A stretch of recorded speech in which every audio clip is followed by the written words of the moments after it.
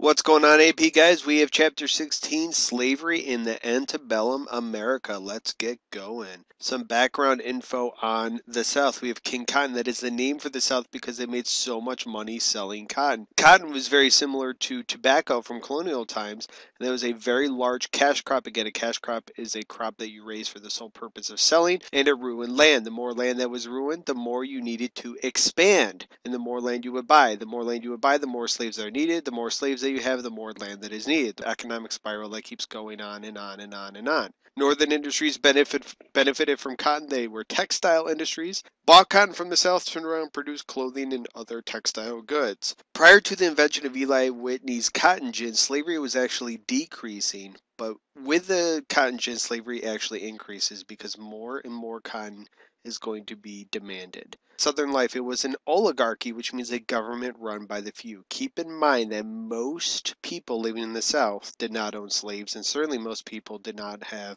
a plantation. These small families, about 1%, dominated Southern politics, and the South was the least democratic area of the United States. We see a huge gap between the rich and the poor, especially the poor areas along the Appalachian Mountains, including what would become West Virginia. By 1860, there are nearly 4 million slaves, and they quadrupled since 1800, even though in 1808 the slave trade was outlawed via the Constitution. Why? Because of procreation, reproduction. And a quarter of whites Southerners owned slaves, yet most of the Southern whites defended the slave system. This is important to know. Why would 3 out of 4 people who did not own a slave fight in the coming Civil War? Many hoped that one day they'd be able to afford a slave or two. They also felt racially superior. In the South and the North, there's about 250,000 free blacks living in each area, but we're going to focus on the ones in the South. The South did not like free blacks, so they're going to pass laws limiting the freedom of these blacks and hoping that they would move to the North or at least move out of the South. And some of them purchased their own freedom. In the North, as I mentioned, there are 250,000 free blacks. They're disliked by Irish immigrants, and the question is why? The answer is because they competed for jobs with the Irish. And they faced tensions no matter where they were, north, south, east, west. It did not matter. Blacks were discriminated against virtually everywhere they went. All right, we're going to talk about the plantation slavery life. Again, as I mentioned, the legal importation of slaves ended in 1808. This is a part of the slave trade in the clause in the Constitution. Remember those other compromises, the 3/5, the Great Compromise. Do not forget those, please.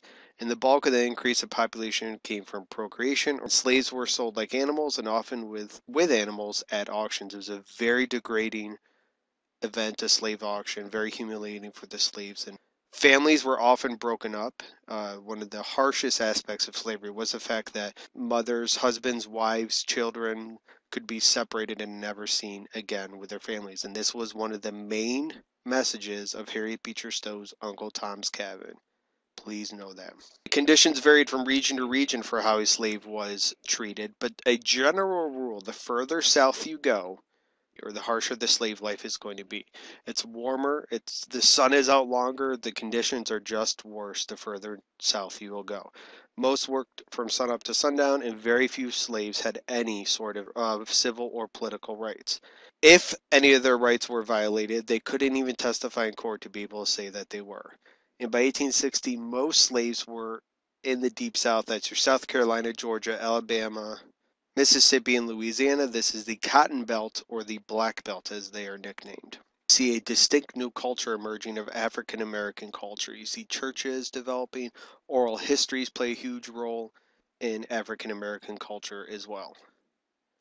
80% of adult slaves were illiterate at the start of the Civil War. Remember, slaves were not allowed to read or write. So when the Civil War starts, 9 out of 10 of them cannot read or write. This is going to be a problem after the Civil War, as we will see. So the question is, if you're a slave, how can you fight back? Well, most slaves worked slowly, broke machines and equipment, and they ran away. Keep in mind, if you ever see this question, the most common form of resistance was working slowly, breaking machines, feigning sickness, etc. It was not rebellions. Rebellions were actually very rare. But the threat of a rebellion was very, very strong, and the Southern plantation owners wanted to make sure that they would not happen. But it is not the most common type of resistance. Having said that, there are three key slave rebellions you're going to need to know that AP likes to ask about. First, colonial times, the Stono Rebellion in South Carolina in 1739. A bunch of slaves tried to flee to Spanish-held Florida. They were unsuccessful. In 1822, Denmark Vesey plans what would have become the largest ever slave revolt. Somebody blew him in, it never materialized, and he and 30 others were hanged. And 9 years later, in 1831, Nat Turner does revolt. He and some fellow rebels decided they were going to revolt, and they stormed through Virginia, killing 60 whites, and eventually over 100 blacks were killed in retribution as well. And most of these 60 Virginians that were killed were women and children, so this scared a lot of white people living in the South. Anytime you see one of these slave rebellions, note that it gives the South a reason to crack down and be even harsher on slaves. So if you were a slave on a plantation and you had nothing to do with one of these rebellions, your life would be more difficult because Southern plantation owners and the government wanted to make sure that there would be no future rebellions like this. Abolitionism is a movement that demanded an immediate end to slavery. The first time we really see this in North America is from the Quakers during the colonial era, founded by William Penn in Pennsylvania. One of the early abolitionist societies is the American Colonization Society. Two key believers of this were Abe Lincoln in the beginning, he changes his mind later, and then Henry Clay, who was the president of the American Colonization Society, and they focused on transporting blacks back to Africa. We will see a guy later in the 1920s who has a similar idea to this, Marcus Garvey. Those two are often compared. By 1860, almost all slaves were native born, so nobody really wants to go to Africa where they've never been before. It didn't make sense for a lot of slaves. Nobody wanted to go there. They were American.